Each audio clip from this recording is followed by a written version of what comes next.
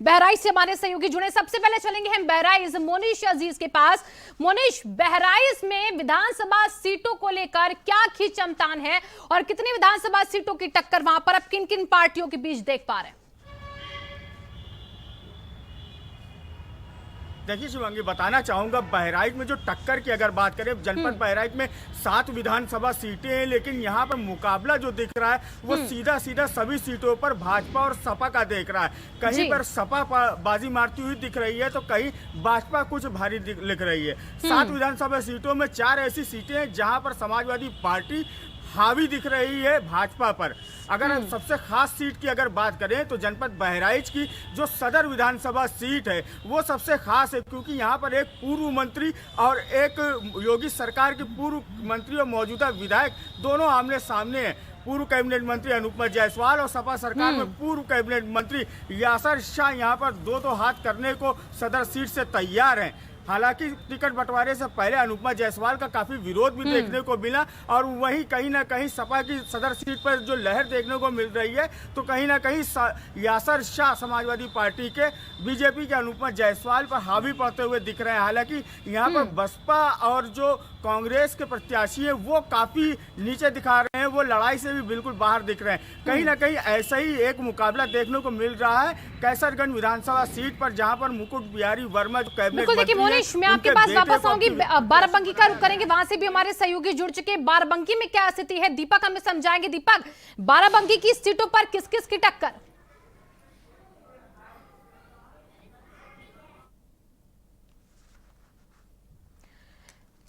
दीपक के पास मैं वापस जाऊंगी, लेकिन धीरेन्द्र हमारे साथ प्रयागराज से जुड़े हैं। धीरेन्द्र, प्रयागराज में सबसे ज्यादा विधानसभा सीटें हैं, 12 सीटों का रण है यहां पर और परसों इस पर मतदान भी होगा।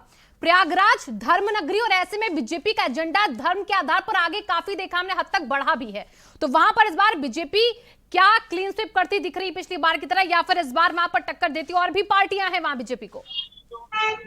देखिए शिवांगी, प्रयागराज की अगर बात किया जाए तो प्रयागराज में 12 विधानसभा सीटें हैं। अगर हम 2017 के चुनाव की बात करते हैं तो 2017 के चुनाव में 2 जो है बीएसपी को मिली थी, एक सपा को, बाकी सीटें जो है भारतीय जनता पार्टी और उनके गठबंधन के खाते में गई थी। लेकिन 2022 का ये चुनाव है और काफी महत्वपूर्ण चुनाव हो गया है। इसमें जो सबसे महत्वपूर्ण है वो शहर पश्चिमी और शहर दक्षिणी। शहर पश्चिमी से कैबिनेट मंत्री सिद्धार्थ नाथ सिंह और शहर दक्षिणी से कैबिनेट मंत्री नंद गोपाल गुप्ता चुनाव मैदान में है। अगर हम 2017 की चुनाव की बात करें तो शहर पश्चिमी में जो इलाहाबाद विश्वविद्यालय के पूर्व छात्र संघ अध्यक्ष ऋचा सिंह है, वो समाजवादी पार्टी से के टिकट पर चुनाव लड़ी थी और ये 25,000 मतों से पराजित हुई थी। और इसी तरीके से शहर दक्षिणी पे अगर बात किया जाए तो वहां पर तत्कालीन जो विधायक समाजवादी पार्टी के थे परवेज अहमद, वो 28,000 मतों से पराजित हुए थे। तो इस बार शहर पश्चिमी में ऋचा सिंह को दोबारा समाजवादी पार्टी ने प्रत्याशी बनाया है और वहीं पर शहर दक्षिणी में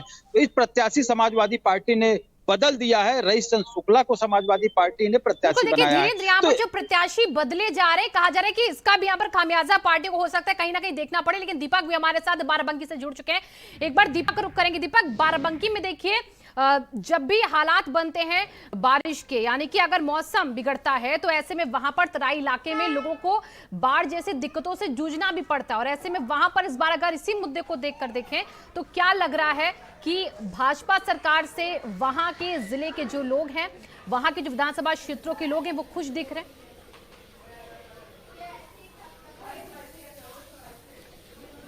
देखिए चाहेंगे, बाराबंकी की बात करें तो बाराबंकी में 6 विधानसभा सीटें हैं, जिसमें से जहाँ की हम बात कर रहे हैं वहाँ पर 2 विधानसभा सीटें हैं, जो दरियाबाद और रामनगर। दरियाबाद और रामनगर जो ये 2 विधानसभा सीटें हैं, यहाँ ये तराई के इलाके में भी आती हैं और यहाँ अक्सर बाढ़ आती है, हर साल बाढ़ आती है और लाखों रुपए का नुकसान होता है, फसलों का नुकसान होता है और लोग भुखमरी की कगार पहुँच जाते हैं। हालांकि ये कोई नई बात नहीं है, लेकिन जब भी कोई पार्टी है वो ये दावे करती है, किसी भी पार्टी की बात करें, लेकिन इसका जो स्थायी हल है वो अभी तक कोई नहीं निकाल पाया। तो कहीं ना कहीं इस वजह से भी थोड़ा सा भाजपा के प्रति आक्रोश है, साथ ही चुट्टा जानवरों को लेकर भाजपा के प्रति आक्रोश है। और साथ ही दूसरी बात करें तो कुछ लोग ये भी कहते हैं कि भारतीय जनता पार्टी ने जो अनाज बांटा है या और चीज बांटा है, इसकी वजह से कुछ लोग जो है इससे संतुष्ट नजर आते हैं। और शुरुआत में ऐसा लग रहा था कि जो भारतीय जनता पार्टी वही प्रदर्शन दोहराएगी जो पहले उसने दोहराया था, लेकिन जैसे जैसे चुनावी लड़ाई आगे बढ़ती गई, यहाँ पर बात करें तो अखिलेश यादव ने, समाजवादी पार्टी के राष्ट्रीय अध्यक्ष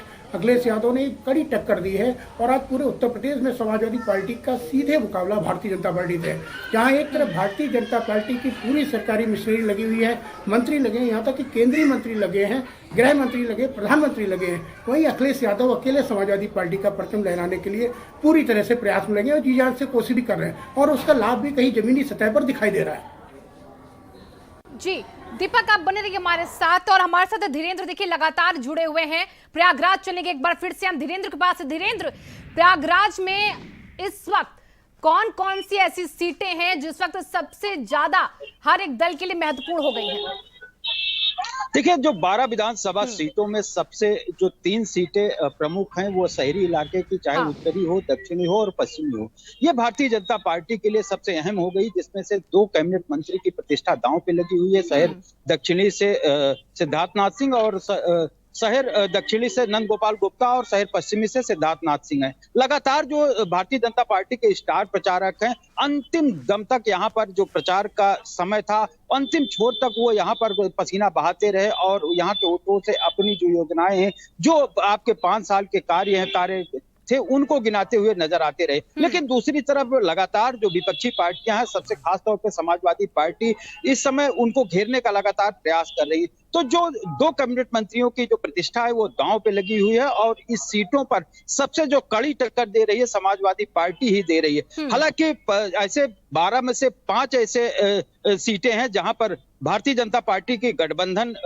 जिससे हुआ है वो चुनाव मैदान में है। तो निश्चित तौर पे अगर हम 2017 के चुनाव की बात किया जाए तो उस समय की परिदृश्य अलग है, लेकिन इस समय जो मौजूदा समय है उसकी परिदृश्य अलग है। चूंकि 5 साल तक भारतीय जनता पार्टी प्रदेश में राज किया है, तो कहीं न कहीं इंकम्बेंसी फैक्टर भी जो विपक्ष है उसको भुनाने का प्रयास कर रही है। बहुत बहुत शुक्रिया आपका फिलहाल तमाम जानकारियों के लिए। हमारे सहयोगी दीपक बाराबंकी से जुड़े हुए लगातार। दीपक का रुख एक बार फिर से हम करेंगे। दीपक, बाराबंकी में जमीन अधिग्रहण का भी एक बहुत बड़ा मुद्दा रहा है, और इस बार वहां की विधानसभा सीटों का जब चुनाव हो रहा है तो ये मुद्दा कितना हावी दिख रहा है?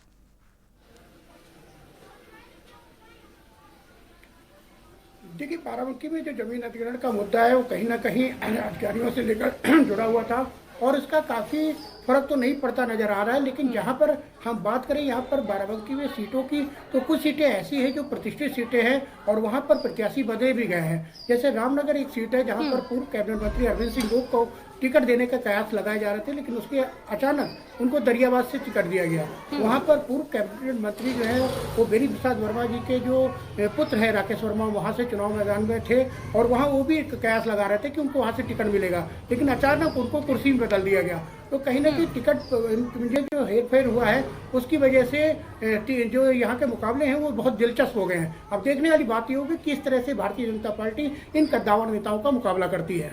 जी, और बिल्कुल दीपक, वहां पर देखिए 6 में से 5 तो बीजेपी के खाते में भी 17 से सीटें एक सपा ने जीती। जिस सीट पर सपा इस वक्त काबिज है वो सपा के लिए कहा जाता है कि अभेद है। तो ऐसे में वहां का क्या इस वक्त आप समीकरण देख पा रहे हैं?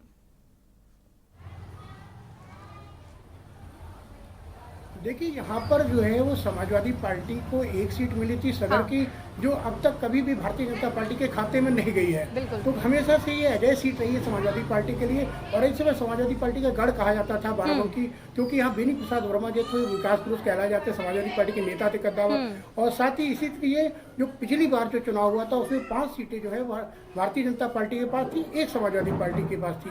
उपचुनाव में दूसरी पार्टी जो सीट थी वो भी समाजवादी पार्टी ने हटते वाली थी, वहाँ जयपुर से गौरव रावत जो है वहाँ पर विधायक बने थे। लेकिन इस बार जो सिनेरियो देखा जा रहा है ये उस तरह की लहर नहीं है जैसी पहले थी, और इसे काफी कड़ा मुकाबला करना पड़ रहा है भारतीय जनता पार्टी के नेताओं को। जमीनी स्तर पर काफी मशक्कत करनी पड़ रही है। जो पहले ये लोग समझते थे कि शायद मोदी और योगी जी के नाम पर ये सीट जीत जाएगी, लेकिन फिर भी और अब जो मामला है वो इस तरह अखिलेश यादव के मैदान पर उतरने से, अखिलेश यादव की खुद कमान हाथ में लेने से काफी दिलचस्प हो गया है। जी दीपक, देखिए अब सपा और बीजेपी की यहाँ की इन 6 सीटों पर टक्कर है, लेकिन एक समय में बसपा का भी गढ़ देखी कहा जाता था इसे। तो बसपा यहाँ पर कहीं फाइट में दिख रही है?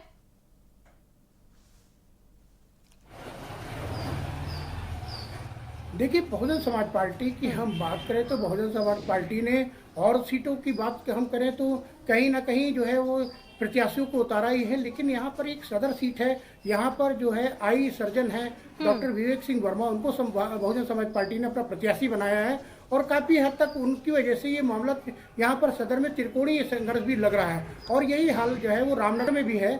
जहाँ जी दीपक, हमारे सहयोगी अयोध्या से भी संजीव जुड़ चुके हैं, मैं अब उनका रुख करूंगी सीधे, क्योंकि अयोध्या केंद्र बिंदु इस वक्त है इस 5वें चरण का। संजीव, अयोध्या में रामलला का मंदिर बन रहा है और इसमें बीजेपी को पूरी उम्मीद है कि 17 की तरह यहाँ पर लहर चलेगी और यहाँ पर सारी सीटें अब जो है वो बीजेपी जीतेगी। क्या ये करिश्मा होता दिखेगा यहाँ पर इस बार? बिल्कुल शिवानी, अगर बात की जाए कि अयोध्या का जो समीकरण रहा है, चूंकि जाहिर सी बात है अयोध्या पे हमेशा भाजपा का ही परचम रहा है, लेकिन इससे पहले 2012 में सपा प्रत्याशी तेजनारायण पांडे ने जो भाजपा प्रत्याशी थे लल्लू सिंह, उनको पराजित करके जो है जीत हासिल की थी और फिर उसके बाद में 17 में जो है की बात की जाए, दोनों में कांटे की टक्कर मारी जा रही है। शायद इसीलिए जो है सबसे पहले मुख्यमंत्री योगी आदित्यनाथ, और देखिए अयोध्या में इस बार बीजेपी को उम्मीद है कि राम मंदिर के सहारे नैया पार लगेगी। हमारे सहयोगी देखिए लगातार वहां से अपडेट हमें दे रहे हैं। 27 फरवरी को सुबह 7 बजे से चुनाव जो है वो मतदान जो है वो शुरू हो जाएगा अलग अलग जिलों में, यानी कि 12 जिले हैं। रायबरेली की एक सलून सीट भी इसमें है जो इस 5वें चरण में आती है। यहां पर चुनाव है। पूर्वांचल की सीटों पर ये समीकरण बैठाने के लिए सारे राजनीतिक दल जी तोड़ मेहनत कर रहे हैं। अवध की सीटें भी इसमें हैं और इसी के साथ बीजेपी जानती है कि पूर्वांचल अवध अगर भेजना है तो पूरी ताकत झोंकनी होगी। बीजेपी के बड़े चेहरे इस वक्त जुटे हुए हैं प्रचार में। अभी वक्त एक छोटे से ब्रेक का, जल्द हाजिर होंगे।